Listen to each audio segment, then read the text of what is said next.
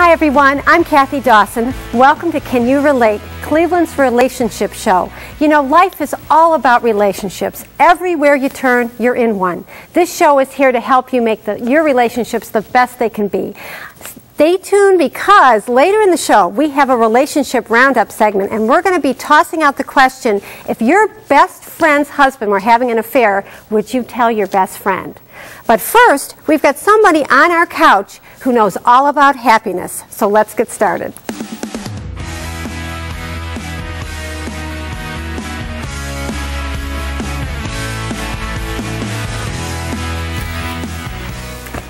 Do you practice your happiness muscle? Do you give it a workout? It may sound strange, but we've got someone here who really believes that's something we need to be doing. Jim Smith, welcome back to the show.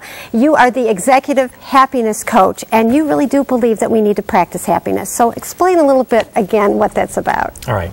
Well, just like you have to work any muscle in your body in order for it to be stronger, you have to do the same thing with your emotional muscles. Okay. And we're all doing that all the time.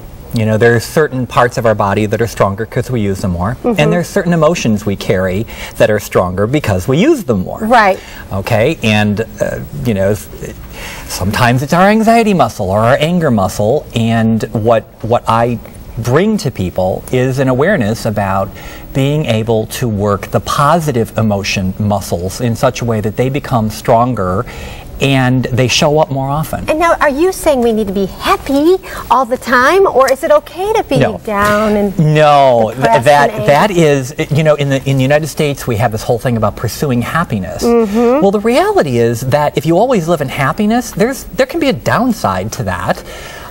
Because if you're always content with everything, well, what about ambition? You know, what about moving ahead? What about learning? Right. And you have to have the opposite to understand, you know, there has to be... Well, I've actually written essays on the concept of, you know, you can't have happiness without sadness. Thank you. Right? That makes complete sense. I mean, anger protects us, fear keeps us out of harm's way, sadness keeps us in touch with something we've lost. Right. And happiness allows us to enjoy when things are going well. So what are some things that you can do, action steps, to actually become more happy, to exercise that muscle? Right, right.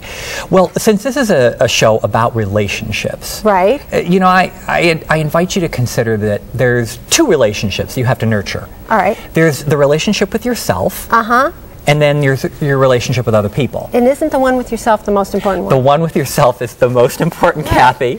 I got an A. Yes, you did. Yes, you did. If you've ever heard of the concept of take your own oxygen first. Did that ever happen to you where the oxygen mask drops down? Exactly. That happened to you? Yes. Yes, it did. Well, that's another show. Okay. That was another show. So you take care of yourself first. But now, in a relationship, what are some of the things you can do to be happy within the relationship? So let's talk about what you can practice, right? What many people practice in relationships are things like noticing every single fault and pointing it out, or practicing jealousy. You know, every time their partner is with someone else. And so the wrong things become functional, right? Whereas if you remember that love is an emotion and a verb. So you do it. It's not something intellectual. Right. The same thing is true of happiness. Happiness is an emotion and it is a verb. You can become happier. So what you might practice are things like writing down and expressing to your partner the things you appreciate about them. In other words, kind of a gratitude journal, only what am I grateful for about you? I'm all about this, okay? Right. Dick can tell you, I've written on Post-its, I've put in lipstick on the mirror, all right? I've had little votives on the floor that spell out I love you. So, I mean, all that kind of stuff is... This is why you're the relationship coach. Okay, so what's the next thing? We got notes. You have something about touch, hugs, or? Well, when my wife was ill a couple of years ago, and one of the things that I did incessantly with her was I held her in long hugs, okay, because she just really needed it. And one of the things that came out of that is she redefined what hugs mean. My wife's definition of a hug is that the HUG stands for human, understanding, given. Oh, I love that. And I'm sure you'll steal it now, right? Of course. Okay. No, I'm kidding. No. So the way to engage with someone is to face them directly. heart to heart, okay? When you hug someone, you're putting your hearts against each other, right? It's very not primal. Right. No pets. Right. Right. So even when you are facing somebody in conversation, so a practice you can engage in is at least once a day have a conversation where you are directly facing each other so that your hearts are open, and it creates a different emotional space versus when, you know, you're watching the TV and clicking the clicker. Right. That's not a good conversation. Now, do you know we're going to have you back again because we didn't get through the whole list.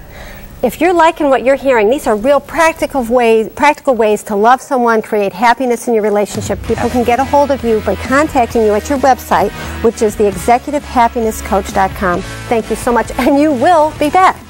All right, stay tuned. We've got Relationship Roundup coming up next.